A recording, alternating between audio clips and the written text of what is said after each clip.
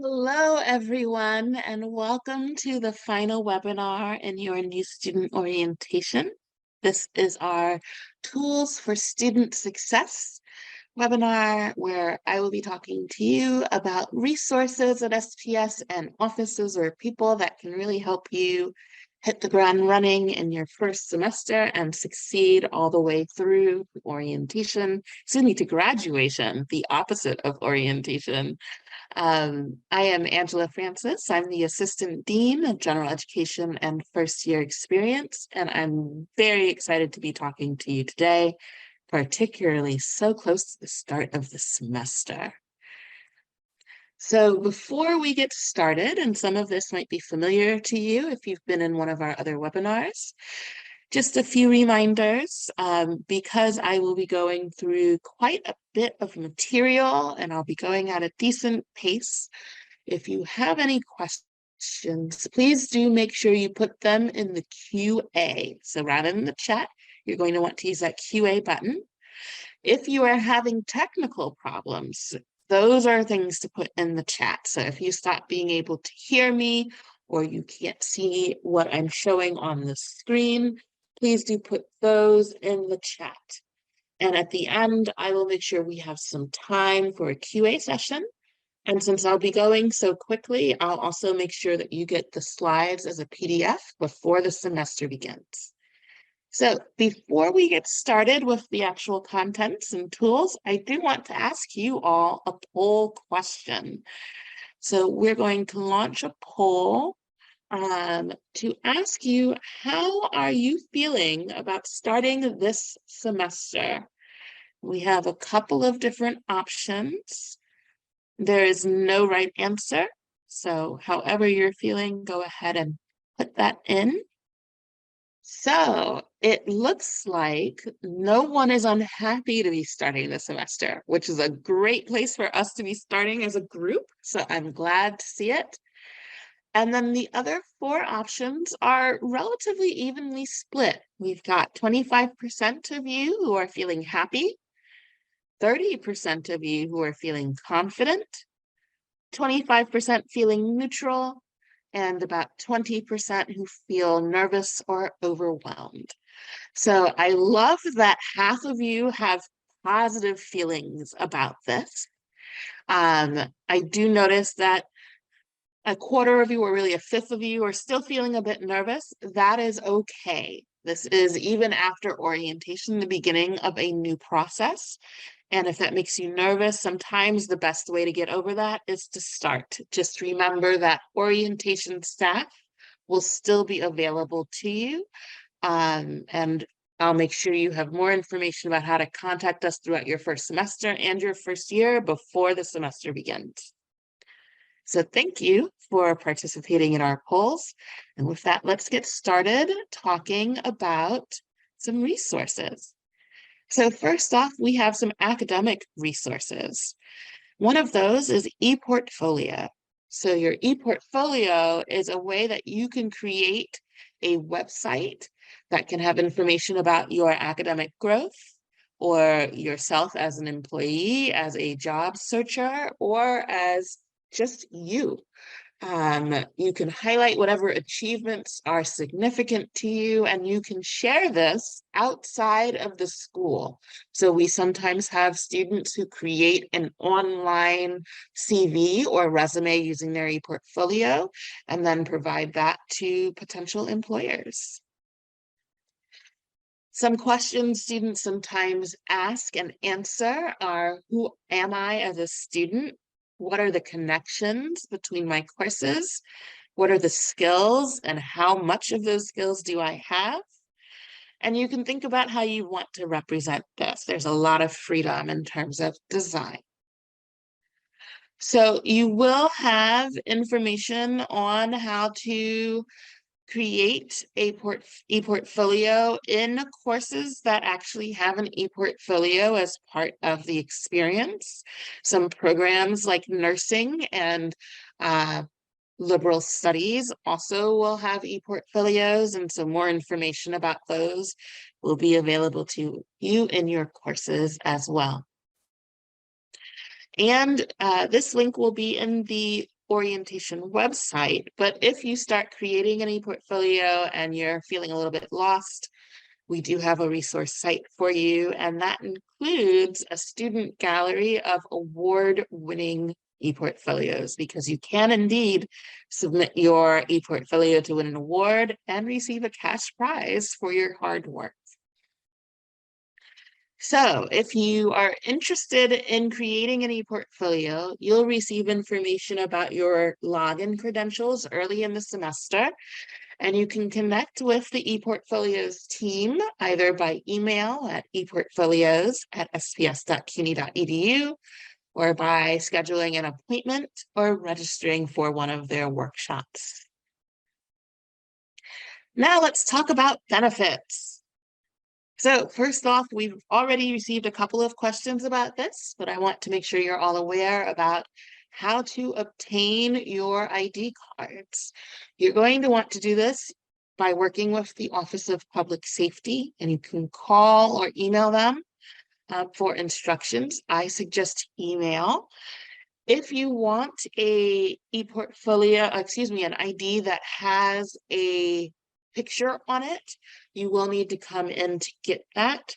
So I would suggest, rather than just dropping in and hoping that you could do so, really scheduling the time to do that instead. Oh, and before I move on, I do want to mention some uses for your ID cards. So of course, if you want to access a CUNY campus, you will need a CUNY ID. So your SPS ID card can get you access to all of the CUNY campuses. That includes their library and their workspaces. But we also have access to different benefits, such as reduced or free access to museums and other cultural entities. Sometimes you can get nice prices to Broadway shows if you're local. So there are a lot of benefits to having the ID card. There are also a couple of organizations that provide free access to their materials, and one of those is the American Management Association.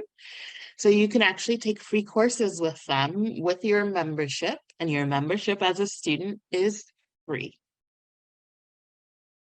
Likewise, there are some grants available. So, for example, the Student Association Professional Development Grant enables you to receive some additional financial support as you're looking for professional development to help you advance in your career. And you can email Student Services with more information about that. We'll also, again, make sure you have access to the link at the bottom of this slide so you can see more information about it on our website. And here's a little bit more about what I was talking about with your ID cards, because these are cultural institutions that you can have either a free or a reduced rate in order to access them. But again, you are going to generally need to have your ID with your picture on it. So the ID that doesn't have your picture on it probably will not get you access. Let's talk about some academic in terms of your course type resource. One is DegreeWorks, and some of you may already be familiar with DegreeWorks, but just in case you're not, DegreeWorks is a way for you to log in and see just how the courses you've already taken are contributing toward your progress toward degree. You can also use this site to think about what courses do you need to take or what requirements do you need to fulfill. So you can think about future semesters, and you can think about, let's say you're waffling between two different majors. You can think about, well, how might these courses I've already taken contribute to, let's say, business versus liberal studies. So this is a really useful tool, and it uses the same login credentials that you've been using to log into Blackboard. So if you are someone who, like me, goes to the cuny.edu homepage in order to log in, when you open the dropdown, DegreeWorks is, I believe, the first, potentially one of the first options on that dropdown menu. EAB Navigate is another resource that you can use. They have a mobile app as well as a website. And this is a great way to connect to offices, notably your advisor, to schedule appointments, but also to engage with the community, get reminders about things to do, and connect with another student that can become your study buddy or a peer for your classes. So we do indeed use EAB a lot. Your professors will also loop your advisor in to update your advisor about how you're doing during the semester. So this is a good tool to get used to using and just get a little bit familiar with. Then if we're talking about research, my favorite free research tool is Zotero. You can find out more about it on zotero.org, but essentially what it does is it helps you create a database of resources. So let's say you're a psychology student. At the end of your undergraduate degree, you're going to need to write a capstone paper. And that paper is supposed to be evidence of all of the things you've learned since you've been a psychology student, which, depending on how long it takes you to get to that capstone course, could be years of time.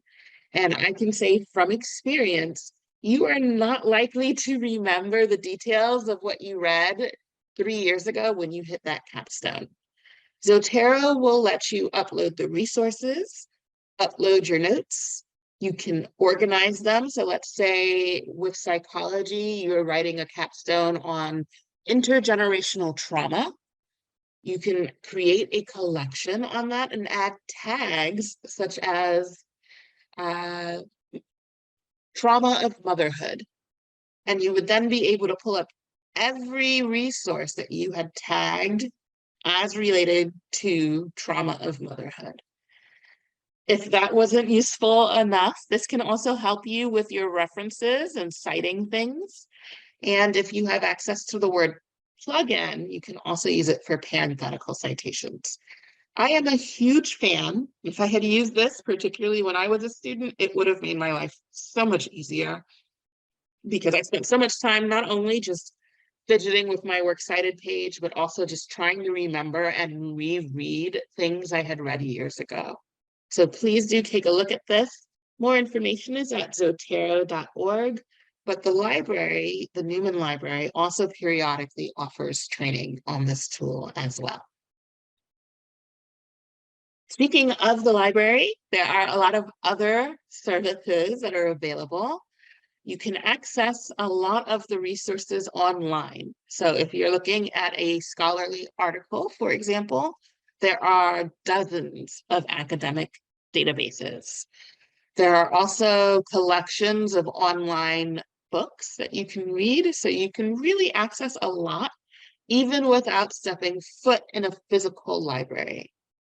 That said, if you do want to use the physical library, one more reminder, you need that student ID code with a library barcode and your picture on it. There is a dedicated SPS librarian, Joseph Hartnett, who is here to help us. And you can find more information about all of that on the library services page. Then, because I'm all about free, you actually have access to 2 major New York City papers as a CUNY SPS student. First one is the New York Times, and the second one is the Wall Street Journal. These are online subscriptions, so you will not get physical papers mailed to your house. But with the New York Times in particular, it's access to the newspaper articles, access to games, if you want to use that to unwind, cooking, all of those different areas that are sometimes separated out as paid resources, they're free to you. So you can access information through the Newman Library Guides. You can also access information if you go to our main website, the sps.cuny.edu homepage, and click on Student Resources on the upper right of the screen. And I should say, in particular, I would suggest taking advantage of the New York Times subscription because you may have that be useful to you in your classes. New York Times articles are fairly frequently used as readings in your courses. Now, moving on to supports. First off is the financial. We know that sometimes things do not go as planned, and you may find yourself in a position where you need short-term financial assistance to take care of necessary things that may or may not be directly related or connected to your courses. So you can have three options. There is the emergency grant, which would cover things like if you had a rent bill that you couldn't pay all of, and it was truly an emergency. There is the textbook grant. So while many of our courses at this point are zero textbook cost courses, Gen Ed, for example, 98%, I believe, last semester. There are still some courses that do need to have textbooks. And if you truly cannot afford that textbook, this grant is there. And lastly, there's the Food Access Initiative. So this is our online version of a food bank where you would receive a gift card that would enable you to use a service like Fresh Direct to have food delivered to you. So those are three key resources that are available to you as a student here. Another emergency that might hit you is your computer suddenly goes kaput. If that happens, there's the technology loan. And so this allows you to borrow a Chromebook or a laptop that you can use for up to 30 days. So this is not something to keep for a long-term period. This is, for example, if it's approaching finals and your computer has just died. The computer is mailed to you at no cost with a return label, so it does not require you come in. But there are some processes you need to complete in terms of, for example, the liability form, and you need to contact student services as well. Sticking to the general theme of technology, some more tools and software. So one that you are hopefully familiar with, but if not, you'll become familiar with, is CUNY First. I tend to think about this as if you were in a face-to-face campus. This is where all of those administrative offices are. So this is what you would use for information with the bursar, to pay your bill, financial aid, get transcripts, request transcripts. All of those things can be done through CUNY First. So if Blackboard is your classroom, CUNY First is the administrative wing of the school. There's also Office 365. So we use 365 to gain access to your school email account, but there are a range of Microsoft programs that you can also access using Office 365. And I would say the top three tend to be Word, Excel, and PowerPoint. So you will have free access to all of this for as long as you are an SPS student. In terms of all of that, you're going to need to use your CUNY First user ID or your Blackboard user ID. So that is your, we call it sometimes your single sign-on. And so it tends, for your email, tends to be first name dot last name and the last two digits of your MPL. And what's different from that single sign-on is the suffix. So for your email, it's spsmail.cuny.edu. Your password initially will be sent to you by either admissions or the help desk. So keep an eye out for an email with your login credentials. You also have access to Zoom. So you'll be able to access that at www.cuny.zoom.us. And it's using that same login with the username and password. And Dropbox. So same deal, CUNY First ID and password, and you would access it at www.dropbox.cuny.edu. And again, this is all free. So since you all should have your CUNY First user ID, I would definitely suggest trying to access these resources and letting us know if you've got a problem with any of them, because we'd be glad to help troubleshoot. So in terms of where to log in, and again, I'll provide this slide as a document to you. but the login URL is at login.microsoftonline.com. You can also access it at portal.office.com. And you can see here, you're just putting in your email address, and that will get you started.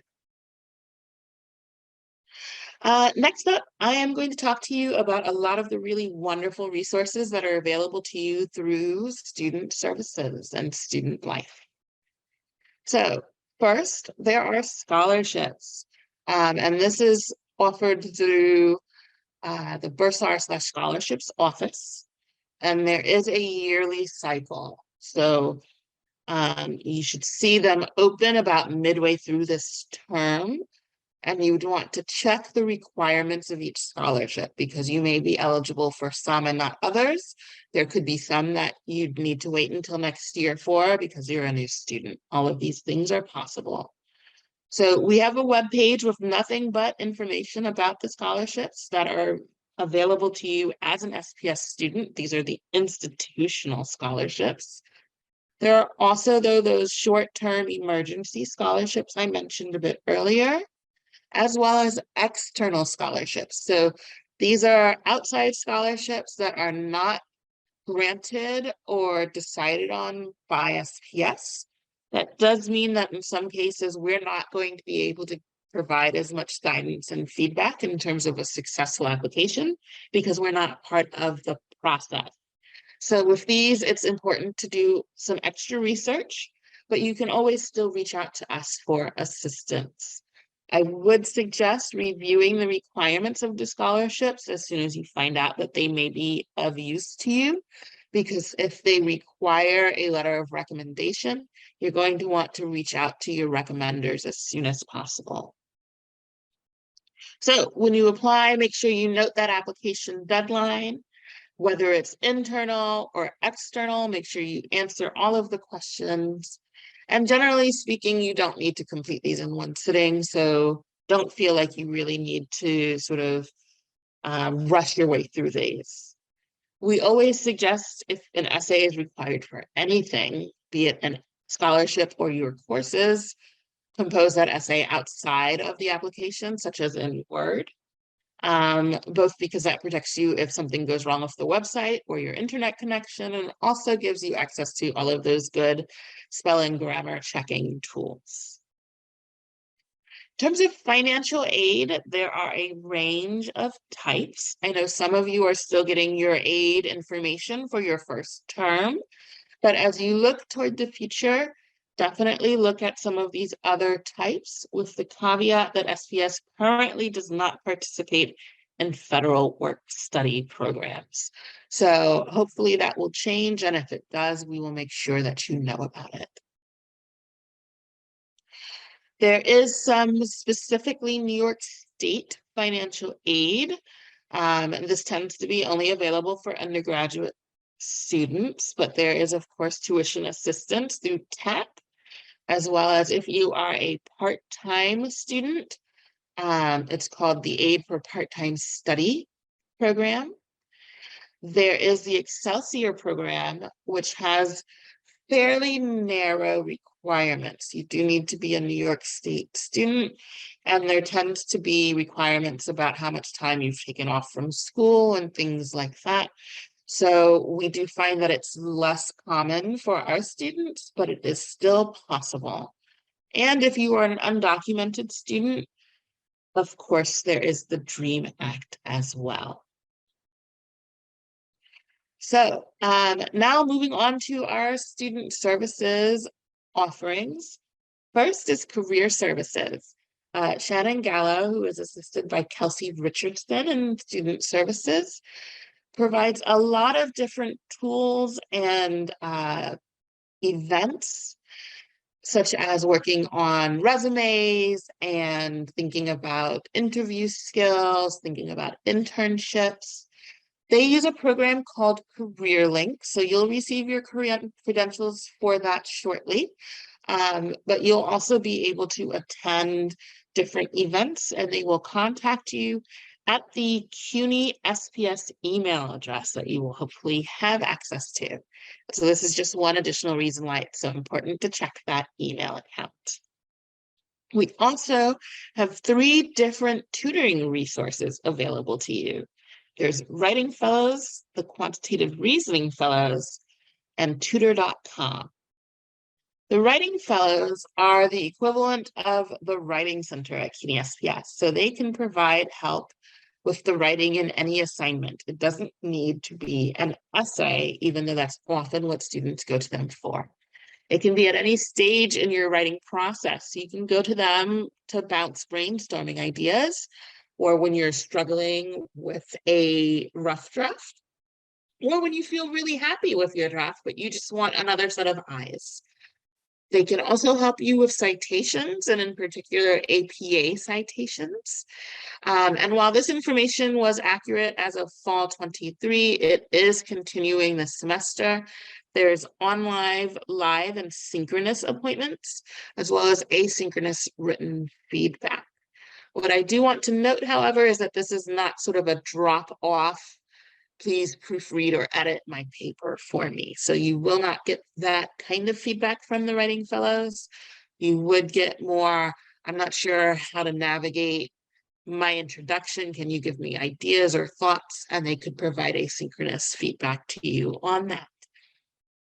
Then we have the QR, or Quantitative Reasoning Fellows.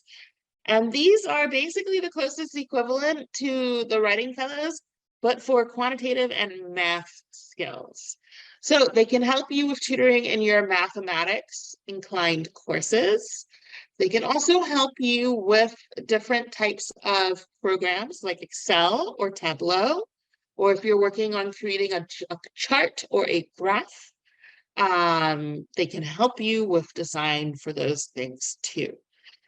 I would definitely suggest, because we only have 2 QR fellows, that if you are taking a math course and you see early in the semester that there's an assignment you think you're probably going to want help on, that you sign up for that help earlier rather than later, because I don't want you to realize you need it and then there are no appointments left. And they have similar types of appointments with online and asynchronous feedback. Tutor.com is a bit different, but we love it here.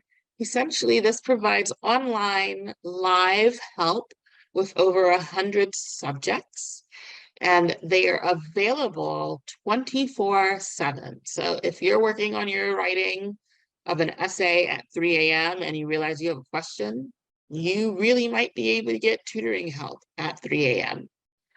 Another wonderful thing that's new is that some of their subjects now have tutoring in Spanish. So if your first language was Spanish and you're still more comfortable with that, there might be accommodation for you there. Every student starts each semester with 10 hours on tutor.com. And while we do provide additional hours when possible, if you need them, this is one reason why we do suggest that, if possible, use the Writing Fellows or the QR Fellows and then supplement that with tutor.com. Next, I want to talk about disabilities and veteran services. So you've already learned a little bit about them through some of the announcements, but essentially, both of these offices provide supports to students from these 2 groups. So if you have a permanent disability, it can be physical or mental, but also if you have a temporary disability. So sometimes, for example, pregnancy falls under this. This is an office that you are definitely going to want to reach out to, because they can work with you to see if you're eligible for a formal accommodation, such as more time on tests in your courses. And then they would work with you to provide that information to your professors when you choose to do so. So just because you have an accommodation on file, it's not going to be automatically sent to all of your faculty members. You choose when and to whom you want to share this information. Likewise, there's a range of services available to our veterans, and this office is also overseen by the same person, Christopher Lydon. And so you can reach out to him with questions about either, or contact either office via the email addresses on the screen. Disability services in particular is one office that we try not to email on your behalf, because they have an autoresponder up that has timely information for you when you contact them. Then we have wider student life. And this office provides programming throughout the year, both on campus, if you like in person, but also online and virtual, synchronous and asynchronous, so that you can become a more involved part of the SPS student community. So you can see on the left side of the screen, Anthony, Reshma, and Parsh are all student services and student life. And this picture for Elizabeth is not actually of Elizabeth, I see now, but Elizabeth is also their student life college assistant. We have, as part of that, clubs. So there are a variety of clubs tied to things like your disciplines, such as the psychology club, your demographics or your identity. So Pride, if you are part of the queer community, the Latinx club, South Asian. And then there are more general clubs, such as the book club. So there are a wide range of different clubs where you can get connected with your peers, as well as faculty are serving as the club advisors. And there are other ways to connect with student life. So for example, student life is indeed on Instagram as well as other social media platforms, and they have a distinct account from the general SPS account. So you would see very different content if you were to follow student life than you would if you were to just follow SPS. And if you're interested in becoming more involved in the community, I actually suggest connecting with both. More about events. There are indeed a wide range of opportunities for engagement. And some of these also include guest speakers or film screenings. And so student life and the academic programs, if the academic programs are fostering or supporting some of these, will send you information via email, potentially sometimes in Blackboard. But I would say email is the most frequent way that you would hear about this. And again, it's always to your CUNY SPS email. So do make sure you keep an eye on that inbox. And I should say as well, because the events team is helping me tonight, the events team also does put information about a lot of these different options on our website. So you would be able to see a updated calendar of events if you go to our homepage. Student counseling services is next, and we are approaching the QA period. So now is a good time if you've got any questions to pop them in there. So first off, this is just the team who are behind all of our student counseling and psychological services options. And you can see that they are indeed people who hold the same types of credentials that you would see if you were to find a psychologist or a therapist on your own outside of school. But there are some great benefits to using these if you feel comfortable with them. And one of the biggies is that we do not charge you for these services. You do not need health insurance to use them. So if you are someone who is dealing with a struggle, mental health struggle, or a struggle with something that's happening in your life, or you just want to think about ways that you can continue to learn and grow in terms of the way you engage your own mind and thought processes, student counseling SPS is available as long as you are enrolled in the current semester. So that is an important note, because if you are in a situation where it looks like you may need to temporarily, just for the semester, withdraw from your courses, and you are struggling with something psychologically, if you feel comfortable looping your advisor in, they're a good resource to talk with as you think about the timing, because you would want to reach out to student counseling before withdrawing from your courses. Despite the fact that these are free services, they are customized. They are also confidential. And again, I will provide this slide to you. But to get started, you would want to contact counseling services. Again, I would suggest by email, although remember that email is not confidential. So your meetings with a counselor or a psychologist would be. What you write in email is not. You would have an initial consultation by phone or by Zoom. They would ask you questions about your current situation, your historical situations. Think about some questions that they might ask, just looking for more context. But at the end, the clinician would suggest a plan that you could take. And if you approve of it, they would help you in following through with it. So for example, with meeting with them again, using additional external resources. But just because they make a plan, you're not obligated to go through with it. So I am a huge proponent of mental health services for everyone, regardless of if you have a mental health diagnosis, because even if you don't, life can be stressful. And sometimes having someone to bounce these ideas off of, or your ideas off of, rather, can make all of the difference. So I very much encourage you to think about taking advantage of these services. Some of those external services I mentioned briefly, one of them is Together All, and there is a QR code on your screen right now. So this is an online community for peer mental health support. And again, this is external. This is not something that's run through counseling services at SPS, but they have a lot of really useful courses to help you navigate particular issues you may be experiencing. So if you're having trouble with procrastination or you're feeling really anxious, they may have resources and tools that can help you with those. So again, they're open during business hours, the counseling office. We will provide previous slides that have information about some crisis resources, just in case you do need those. But for when you're not in crisis, this is a really useful tool.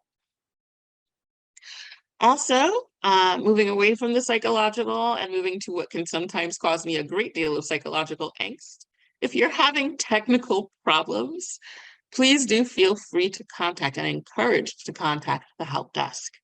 During orientation, you've been able to reach out to them through the orientation website, but after orientation is over, you're going to want to reach out to them through email for help with things like CUNY First and Blackboard, Office 365, or general technological questions. All right, I've finished with some information about general tools and resources, so I want to start by hitting the QA, and then I can provide some additional information if I finish all of the questions that are posted. So I see a question about student IDs.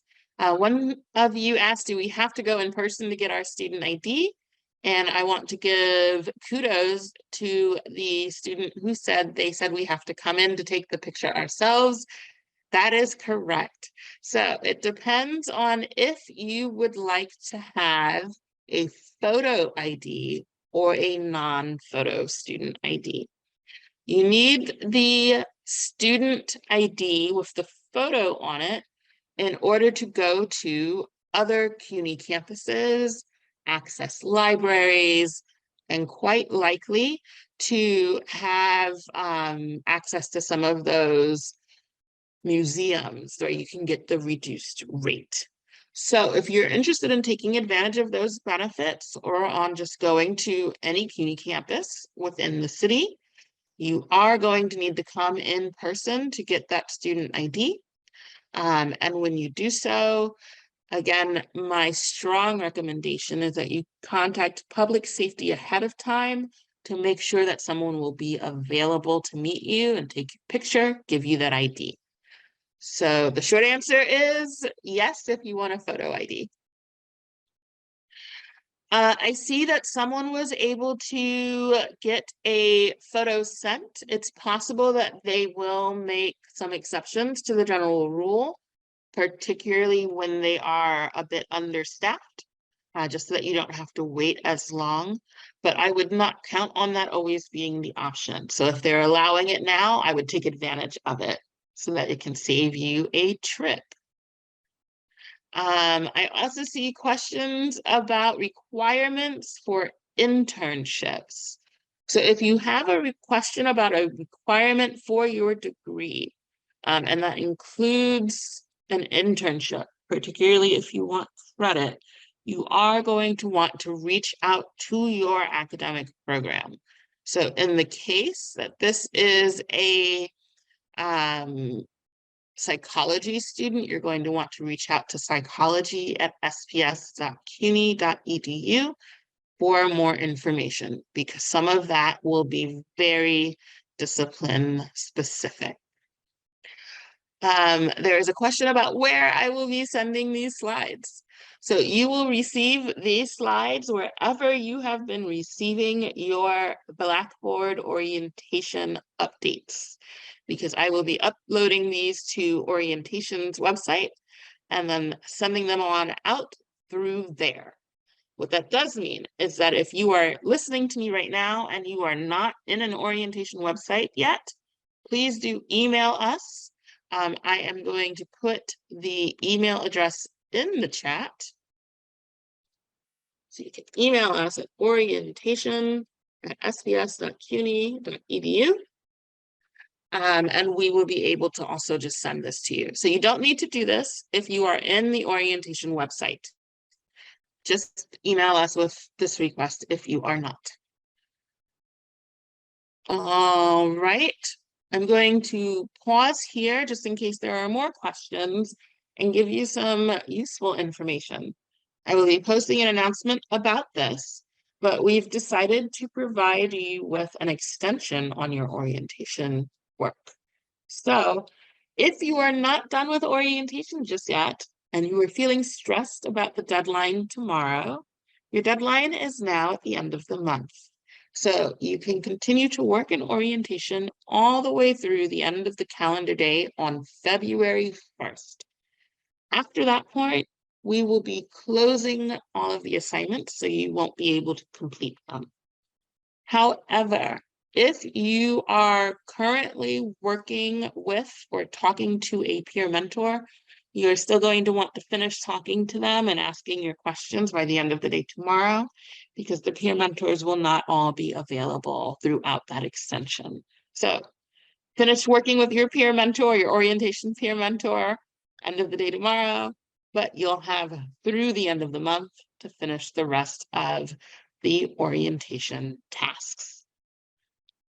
I also see a question now about accessing your password for your SPS email.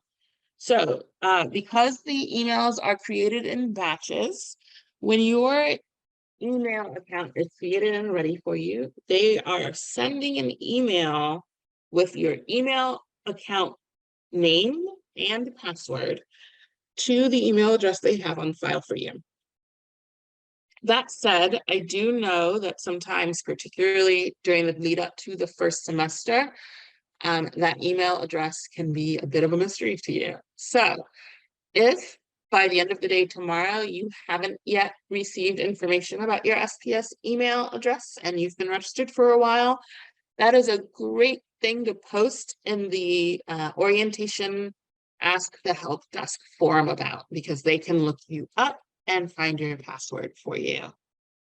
So please do give them another day, check just to make sure that you do not have that email address and password waiting for you in your inbox. And if you don't, you can post to the QA forum.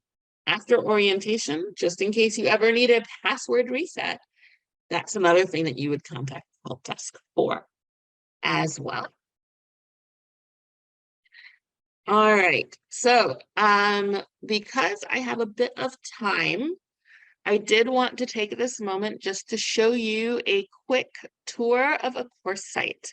And while I do so, I am going to also give you a bit of information about what you should be anticipating for the first day of the semester.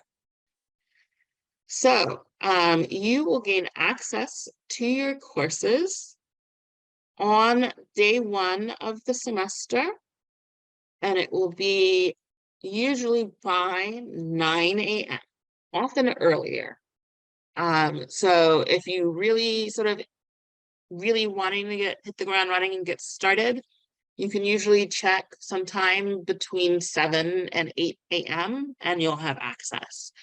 If it is 10 a.m. and you don't yet have access, shoot us an email at orientation@sps.cuny.edu, because that is either often a sign that you have access and you may just be looking in the wrong place, or that you do not have access for some reason and we want to find out what that reason is.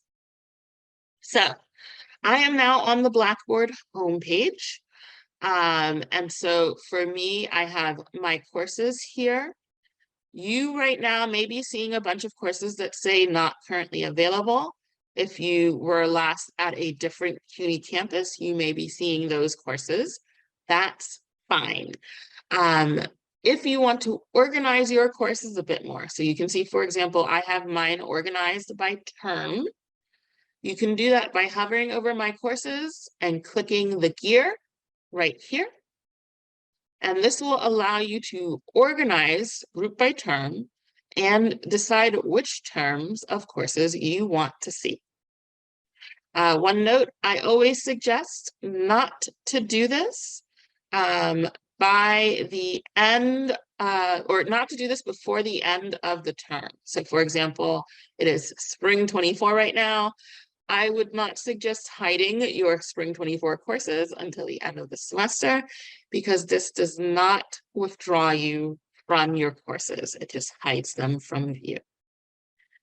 I am going to go into the astronomy course,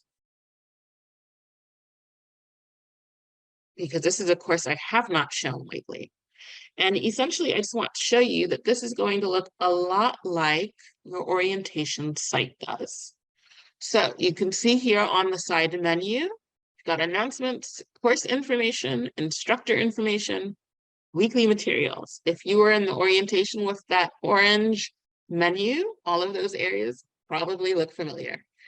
And even if I go into course information, a lot of this is very similar. You've got the syllabus, as well as information about the textbook and any initiatives. So for example, astronomy is part of our Professional Connections initiative, which enables you to highlight different skills that employers have said they really care about through your coursework.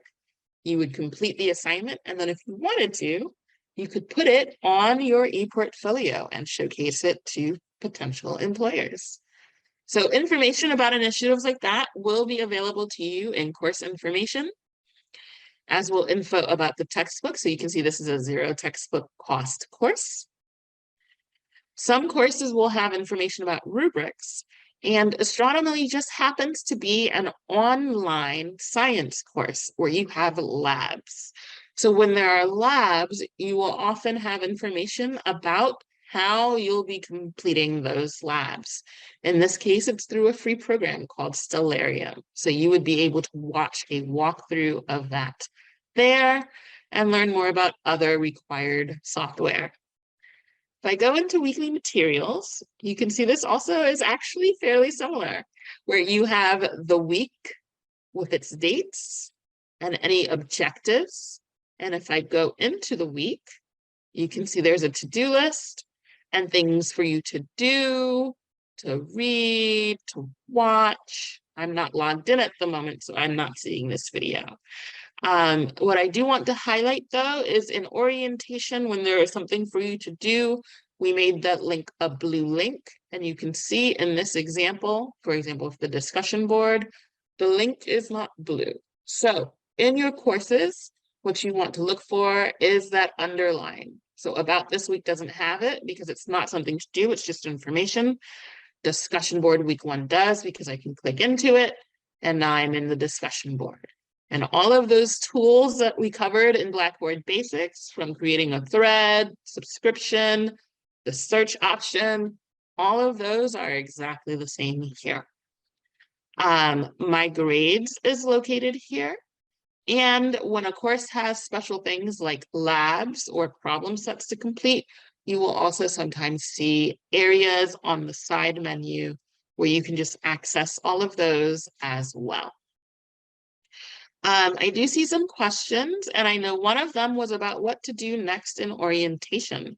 So I do want to close out by just doing a quick and dirty where everything is in orientation tour.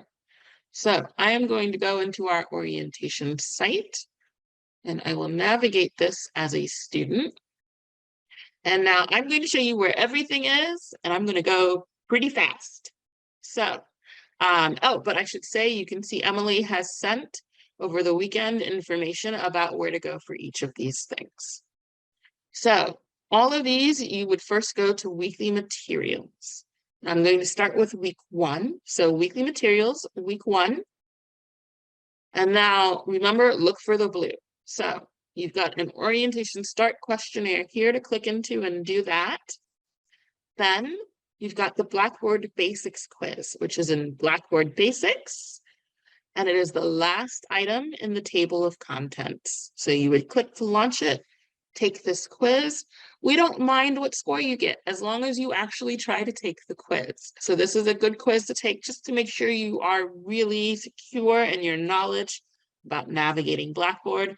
But if you get a 70 or a 50, the key thing is for you to then go and look at what you got wrong. It's not so much something where we're requiring a particular score for this quiz. Then beyond that, in week 1, we have a link to the time management and learning online reflection. So you can access that here, and the career narrative.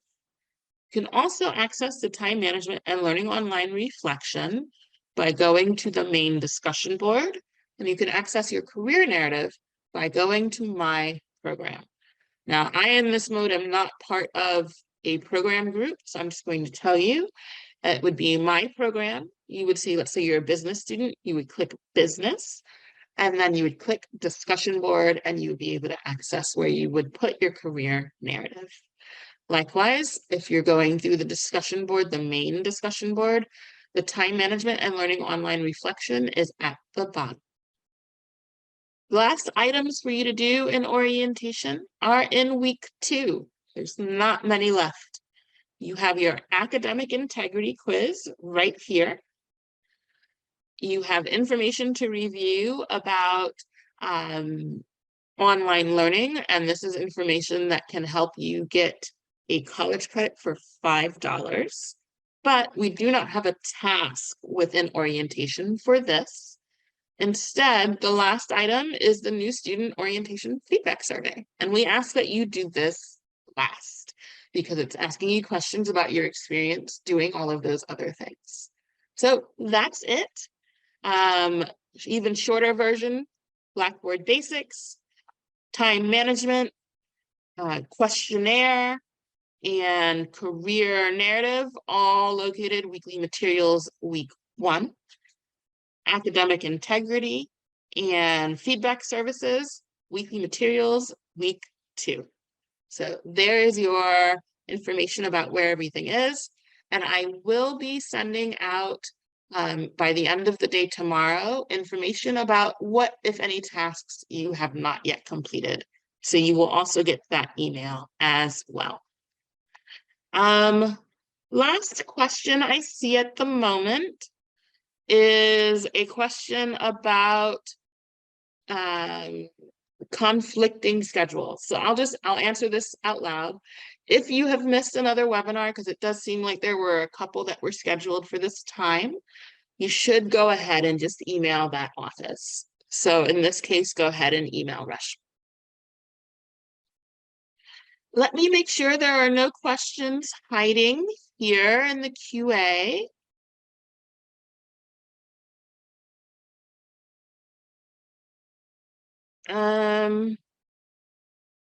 So there is a question here about if you get a warning email for a missed task in your regular courses rather. The answer is no. But I do want to show you another area that you can use, with the warning that mine is quite outdated. So if you see here in the upper right hand, there's my name with my Blackboard icon. In my case, I have a notice that I have over 500 items. That's because of how many courses I'm in. But if you click this, you can see all of your courses here, and there is a calendar.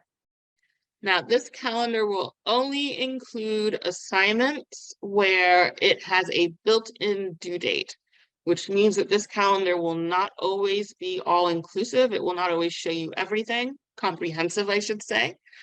But when something is noted with a due date in the course, it will appear on this calendar, and you can get more information by clicking on it to know where it is, and information about what it is, including the due date. So I see these a little bit differently than you would, because these are all courses I'm enrolled in as an instructor, but you can see how this would help you keep an eye on things. So this is one method. There are other tools here on the side menu. Very quickly, you do have access to my grades here. And so, for example, I can see my grades in different areas, courses I've taken up to a decade ago.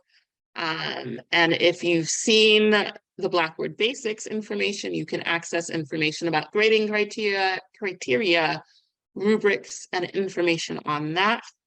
The last thing I will say, though, is I very much do not suggest attempting to navigate to assignments only through this window, because as you can see, it's only sending me directly to the assignment. I'm not getting any of the readings. I'm not getting any of the context. I'm not getting any of the helpful hints from my professor. So that is one tool that you can use, but I would say before you use it, thinking it's exhaustive, make sure that your course does have information about due dates built into those assignments. I'm going to answer these last two questions and I'm going to stop just because we're a bit over time. One question is, someone signed up for Sailor.org but didn't see courses. What do you do? So remember that Sailor.org is separate from SPS. You are not going to see your SPS courses there. And I do know that the site has been slow. It seems like they're updating the site lately, and that's why.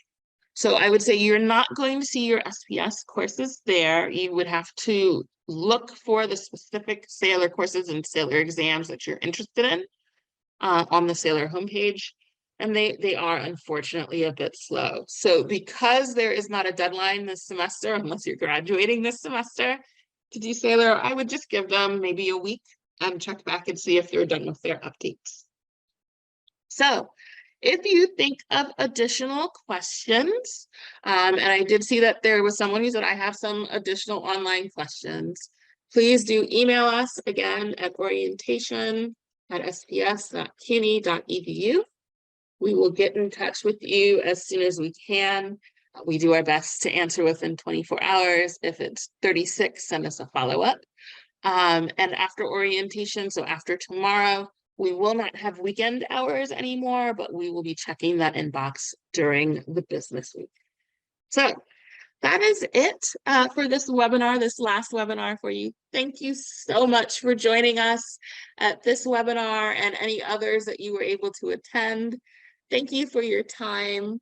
And thank you also for joining us in the orientation site. Please take care. Have a wonderful end of your day and a wonderful start to the semester in a couple of days. Bye, everybody.